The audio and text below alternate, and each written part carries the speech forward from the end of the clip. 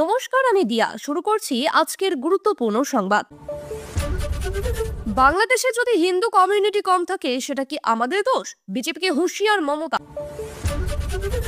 10 তারিখ থেকে ভাড়া বাড়ছে মেট্রোর। কোন রুটে কত টাকা বাড়লো জানুন বিস্তারিত।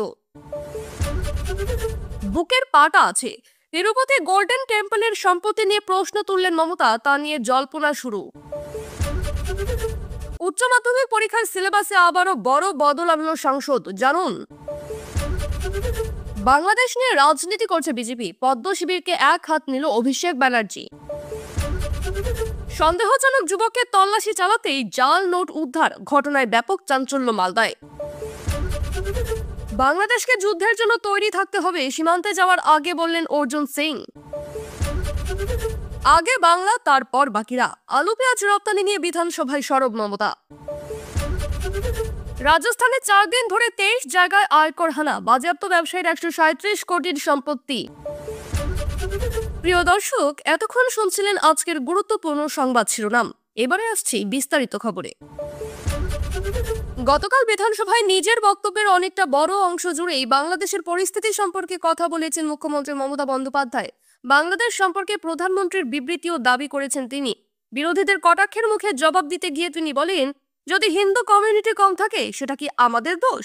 বাংলাদেশে অস্থির পরিস্থিতি জারি আছে এখনো। ওপার বাংলার আজ পৌঁছেছে এপারেও। রাজ্যের বিরোধী দল তথা বিজেপি এই ইস্যুতে যথেষ্ট সরব। সোমবার পেট্রাপোল সীমান্তে প্রতিবাদ সভাও করেছেন শুভেন্দু অধিকারী। এই আবহে বিরোধীদের মুখে বারবার উঠে আসছে মমতা বন্দ্যোপাধ্যায়ের সংখ্যালঘু প্রীতির কথা। তাই এদিন মমতা বন্দ্যোপাধ্যায় বিরোধীদের জবাব দিলেন। মমতা বলেন, যখন গন্ডগোল হয় তখন অনেকে এপারে চলে আসার চেষ্টা করেছিল। আমরা কেন্দ্রকে জানিয়েছিলাম, কেন্দ্র কিছু করেনি। অনেক রাজনৈতিক দলের এমপিও ছিলেন। আমি অন্য দেশের ব্যাপারে হস্তক্ষেপ করতে পারি না, এটা কেন্দ্রের বিদেশ দফতরের বিষয়। আমরা তাদের সমর্থন করে যাব। বিজেপি বিধায়কদের উদ্দেশ্যে তিনি বলেন, আমি যখন বাংলাদেশ নিয়ে কথা বলছিলাম তখন আপনারা চিৎকার করে বেরিয়ে গেলেন কেন? যান না, দিল্লিতে গিয়ে বলুন। এখানে কেন ঝামেলা করছেন? বাংলাদেশে হিন্দুদের জনসংখ্যা কমেছে, সেটা তো আমাদের দায়িত্ব নয়। মমতা এদিন প্রস্তাব দিয়েছেন, প্রয়োজনে রাষ্ট্রপুঞ্জে কথা বলুক ভারত, যাতে বাংলাদেশে শান্তিরক্ষা বাহিনী পাঠানো যায়। খুব কম সময়ে একটা জায়গা থেকে অন্য জায়গায় যেতে মেট্রোর বিকল্প হয় না।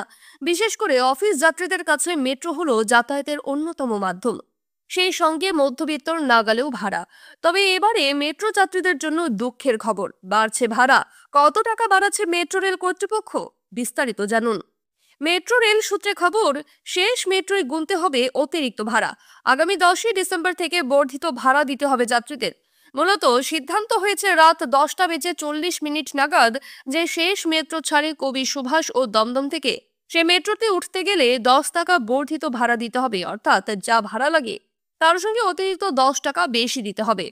মূল মেট্রো রেলের তরফে জানানো হয়েছে, যেহেতু রাতে অতিরিক্ত মেট্রো চালাতে হয়েছে তার জন্য অন্যান্য খরচ বাড়ছে।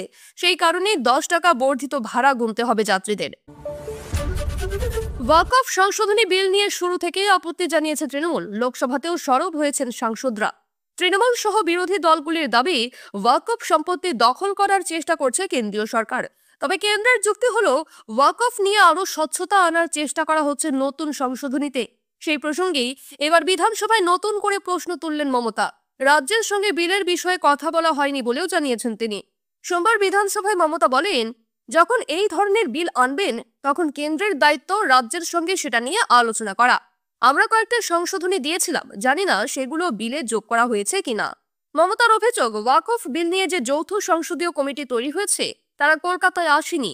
মমতা জানান, ওই কমিটির কলকাতায় ভিজিট করার কথা ছিল, কিন্তু সেটা বাতিল করা হয়। তার দাবি, কমিটির এই সফর হলে তো কেউ কেউ তাদের কাছে গিয়ে নিজেদের কথা জানাতে পারতো, কিন্তু সফর বাতিল করা হলো কেন? সেই প্রশ্ন তুলে মমতা বলেন, ডাল মে কুচ কালা হ্যায়। এই প্রসঙ্গে কথা বলতে গিয়েই এদিন মমতা বালাজি ট্রাস্ট অর্থাৎ তিরুপতি মন্দিরের সম্পত্তি নিয়ে প্রশ্ন তুলেছেন। তিনি বলেন, বালাজি ট্রাস্টের কত সম্পত্তি আছে সেটা দখল করতে পারবেন? বুকের পাটা আছে? গোল্ডেন টেম্পলের সম্পত্তি দখল করতে পারবেন? তাদের বলার কোনো সুযোগ দেওয়া হয়নি বলেও দাবি করেন মুখ্যমন্ত্রী। তিনি উল্লেখ করেন, ওয়াকফে অনেক হিন্দু পরিবার দান করেছে। উচ্চ মাধ্যমিক পরীক্ষাকে সহজ করতে চায় শিক্ষা দফতর। সেমিস্টার পদ্ধতিতে পরীক্ষা করতে চায় শিক্ষা দফতর। তাই উচ্চ মাধ্যমিকের পাঠ্যক্রমে বদল আনতে চলেছে সংসদ। জাতীয় শিক্ষানীতি অনুযায়ী একাদশ ও দ্বাদশের পাঠ্যক্রমকে মোট 4টি সেমিস্টারে ভাগ করেছে শিক্ষা সংসদ। উচ্চ মাধ্যমিক শিক্ষা সংসদের দায়িত্বভার গ্রহণ করার পরে সাংবাদিক বৈঠক করে সে কথা ঘোষণা করেছেন সভাপতি চিরঞ্জীব ভট্টাচার্য। এবার যারা মাধ্যমিক পাশ করে একাদশ শ্রেণীতে ভর্তি হবে তারা এই সেমিস্টার পদ্ধতিতে একাদশ এবং দ্বাদশের পরীক্ষা দেবে। একটি কমিটি গঠন করা হয়, সেই কমিটির রিপোর্টের ভিত্তিতে পাঠ্যক্রমের বিষয়ে সিদ্ধান্ত নেওয়া হয়। একাদশ ও দ্বাদশ শ্রেণী মিলিয়ে মোট 4টি সেমিস্টারে পরীক্ষা হবে। একাদশ শ্রেণীর 2টি সেমিস্টার নেবে স্কুল, দ্বাদশ শ্রেণীর 2টি সেমিস্টার নেবে সংসদ। শেষের 2টি সেমিস্টার থেকে হবে উচ্চ মাধ্যমিকের মূল্যায়ন। কিন্তু পরিবর্তিত সিলেবাসেও পরীক্ষার্থীদের কাছে কঠিন মনে হচ্ছিল, তাই পড়ুয়াদের কাছে পরীক্ষা সিলেবাস আরো সহজ করতে সিলেবাস পরিমার্জন করছে সংসদ। পরিবর্তিত সিলেবাস জানুয়ারি মাসে প্রকাশ্যে আনবে সংসদ। সাম্প্রদায়িকতার করাল আছে আরো একবার উত্তপ্ত হয়ে উঠেছে বাংলাদেশ। সে প্রসঙ্গে ফের নিজের অবস্থান স্পষ্ট করলেন তৃণমূলের সর্বভারতীয় সাধারণ সম্পাদক তথা সাংসদ অভিষেক বন্দ্যোপাধ্যায়। গতকাল আমতলায় এ বিষয়ে সাংবাদিকদের প্রশ্নের উত্তরে তিনি বলেন, আমি আগেই আমার অবস্থান স্পষ্ট করে দিয়েছি, আবারও বলছি, আপনাকে দেশের সংবিধান মেনে চলতে হবে। এই ইস্যুতে রাজ্যের কোনো ভূমিকা নেই, পুরোটাই কেন্দ্রের উপর নির্ভর করে। এক্ষেত্রে কেন্দ্রের উচিত বাংলাদেশ যে ভাষা বোঝে সেই ভাষাতেই ওদের বোঝানো উচিত। পাশাপাশি তিনি বলেন, বাংলাদেশে যা ঘটছে তা কোনোভাবেই রাজনৈতিক ইস্যু হতে পারে না, যদিও বিজেপির কাছে সবই রাজনীতি, তা আরজিকর হোক কিংবা বাংলাদেশ। এরপরেই বিজেপিকে খোঁচা দিয়ে অভিষেক বলেন, কেন্দ্রে আপনাদের সরকার রয়েছে, কেন আপনারা দিল্লিতে গিয়ে প্রতিবাদ জানাচ্ছেন না? দলের সর্বভারতীয় সম্পাদকের স্পষ্ট কথা। তৃণমূল কংগ্রেস কেন্দ্রের সিদ্ধান্তকেই সমর্থন করবে, না হলে পররাষ্ট্রমন্ত্রক বিজ্ঞপ্তি দিয়ে বলুক, তাহলে রাজ্য সরকার বিষয়টি দেখে নেবে, তখন রাজ্য সরকার ভাববে। অনুপ্রবেশ নিয়ে অভিষেকে প্রশ্ন করা হলে তা নিয়ে স্পষ্ট জবাব দেন তিনি, এটা বিএসএফ এর দায়িত্ব, বাংলা পুলিশের নয়। আর স্বরাষ্ট্র মন্ত্রকের দায়িত্ব রয়েছেন অমিত শাহ। বক্তব্য তৃণমূলের সেকেন্ড ইন কমান্ডের। রাস্তার আশেপাশে ঘোরাঘুরি করছিল ওরা, তককে তককে ছিল পুলিশও। আধিকারিকদের সন্দেহই এলো কাজে, পাকড়াও করলেন ওদের। পরে তল্লাশি চালাতেই হাতে শক্ত শক্ত কিছু ঠেকলো, তারপর খোঁজাখুঁজি করতেই উদ্ধার জাল নোট। শুধু জাল নোট বলা ভুল হবে, একের পর এক টাকার বান্ডিল উদ্ধার হলো তার কাছ থেকে। চাঞ্চল্যকর ঘটনাটি ঘটেছে মালদহের কালিয়াচকে। পুলিশ সূত্রে জানা গিয়েছে, ধৃতের নাম আকাশ, বয়স 25 বছর, বাড়ি উত্তর দিল্লির নারেলা এলাকায়। অভিযুক্ত যুবক কালিয়াচকের বালিয়াডাঙ্গা যাত্রা এলাকায় সন্দেহজনকভাবে ঘোরাঘুরি করছিল।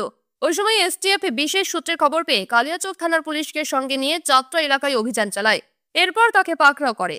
তল্লাশিতে ধৃতের হেফাজত থেকে উদ্ধার হয় 2 লক্ষ টাকার জাল নোট। অভিযুক্ত যুবক কোথা থেকে বিপুল অঙ্কের জাল নোট ও কোথায় নিয়ে যাচ্ছিল, এই চক্রে আরো কেউ বা কারা জড়িত রয়েছে কিনা ইত্যাদি নানান বিষয় জানতে পুলিশ তদন্ত শুরু করেছে। যুদ্ধের জন্য তৈরি হতে হবে বাংলাদেশের ইউনূস সরকারকে, এবারে এমনই বার্তা দিলেন বিজেপি নেতা অর্জুন সিং। তার দাবি, বাংলাদেশে হিন্দুদের উপরে যেভাবে অত্যাচার চলছে তা থেকে বের করার জন্য পাশে দাঁড়াতে হবে এপার বাংলার সনাতনীদের। ইউনূস সরকারের বিরুদ্ধে কড়া বার্তা দিয়ে আজ সোমবার পেট্রাপোল সীমান্তে বিক্ষোভ দেখাতে যাচ্ছেন বিজেপি নেতারা। বাংলাদেশে গ্রেফতার হওয়ায় সন্ন্যাসী চিন্ময় কৃষ্ণ দাসের মুক্তির দাবিতে সোমবার প্রতিবাদ সভা করবেন শুভেন্দু অধিকারী। সেখানে নেতা বিধায়ক ছাড়াও উপস্থিত থাকবেন সাধু সন্তরা। সীমান্তে এই প্রতিবাদ সভায় যোগ দেওয়ার আগে সোমবার বিজেপি নেতা অর্জুন সিং জানান, একাধিক দাবি নিয়ে সীমান্তে যাচ্ছেন তারা। তাদের দাবি, যে পণ্য বাংলাদেশে যায় তা বন্ধ করতে হবে, চিকিৎসার জন্য আর ভারতে আসা যাবে না, করাচির রাওয়ালপিন্ডিতে যেতে হবে। অর্জুন সিং জানান, বাংলাদেশের পরিস্থিতি নিয়ে রাষ্ট্রপুঞ্জ কি ব্যবস্থা নেয় সেদিকে তাকিয়ে আছে গোটা বিশ্ব। প্রয়োজনে যুদ্ধের জন্য তৈরি হতে হবে বলেও দাবি করেন অর্জুন। তবে বিজেপি নেতা মনে করছেন, এখনই সন্ন্যাসী চিন্ময় দাসকে ছাড়বে না বাংলাদেশ সরকার। তার মতে, চিন্ময় কৃষ্ণ দাসকে জেলে ঢুকিয়ে বাংলাদেশ সরকার বার্তা দিতে চাইছে যে কেউ প্রতিবাদ করলেই মুখ এভাবে বন্ধ করে দেওয়া হবে। আলু রপ্তানি নিয়ে আগেই ক্ষোভ প্রকাশ করেছিলেন মুখ্যমন্ত্রী মমতা বন্দ্যোপাধ্যায়। সাফ জানিয়েছিলেন, রাজ্যকে অন্ধকারে রেখে আলু রপ্তানি করা যাবে না, চাহিদার অতিরিক্ত যা উৎপাদন হবে তা কিনে নেবে রাজ্য। এদিন বিধানসভাতে উঠল আলু পেঁয়াজ রপ্তানি প্রসঙ্গ। এদিনে ফের মমতা বন্দ্যোপাধ্যায় বললেন, আগে বাংলা পাবে, তারপর বাকিরা। মুখ্যমন্ত্রী দফতরকে আড়ালে রেখেই হু হু করে আলু রপ্তানি হচ্ছিল ভিন রাজ্যে, যার জেরে দাম বাড়ছে এ রাজ্যের বাজারে। ফলে পকেটে টান পড়েছে মধ্যবিত্তের। রপ্তানির অভিযোগ পেতেই মুখ্যমন্ত্রী হস্তক্ষেপ করেন। নবান্নের সাংবাদিক বৈঠক করে আলু রপ্তানি নিয়ে যথেষ্ট উৎসাহ প্রকাশ করেন। প্রশ্ন তোলেন, কেন তাকে না জানিয়ে আলু রপ্তানি হচ্ছে? তাতে রাজতন্ত্রের দায়িত্ব নেন টাস্ক ফোর্সকে। আর তার নির্দেশ পেয়ে তড়িঘড়ি বৈঠকে বসেন টাস্ক ফোর্সের সদস্যরা। সোমবার বিধানসভাতেও রপ্তানি নিয়ে মুখ খুললেন মমতা বন্দ্যোপাধ্যায়। তিনি বলেন, আলুর দাম বাড়লে আমরা কিনে সুফল বাংলায় সাপ্লাই করি, কিন্তু কিছু লোক বাইরে রপ্তানি করছেন নিজেদের ব্যবসার জন্য। মুখ্যমন্ত্রীর কথায়, বাংলার চাহিদার 75% পেঁয়াজ এখানে উৎপাদন হয়, সেখান থেকেও লোকে বাইরে পাঠাচ্ছে, ফলে দাম বাড়ছে, মধ্যবিত্তেরা সমস্যায় পড়ছে। ব্যাগ ভরে বাজার করে ফিরতে নাভিশ্বাস উঠছে। মুখ্যমন্ত্রীর সাফ কথা, আগে বাংলা পাবে, তারপর বাকিরা। আয়কর হানায় এবার কোটি কোটি টাকা উদ্ধার রাজস্থানে। উদয়পুরের এক পরিবহন ব্যবসায়ীর 137 কোটি টাকার হিসাব বহির্ভূত সম্পত্তি বাজেয়াপ্ত হলো সোমবার। আয়কর দপ্তর সূত্রে জানা গিয়েছে, 4 দিন ধরে অভিযান চালানো হয়। 23টি জায়গায় হানা দিয়ে নগদ 4 কোটি টাকা এবং 45 কেজি সোনা বাজেয়াপ্ত করেছে আয়কর দপ্তর। মোট হিসাব বহির্ভূত সম্পত্তির পরিমাণ 137 কোটি টাকা। আয়কর দপ্তর সূত্রে জানা গিয়েছে, অভিযুক্ত ব্যবসায়ীর নাম টিকম সিং রাও। তার মুম্বাই এবং রাজস্থানে ব্যবসা রয়েছে।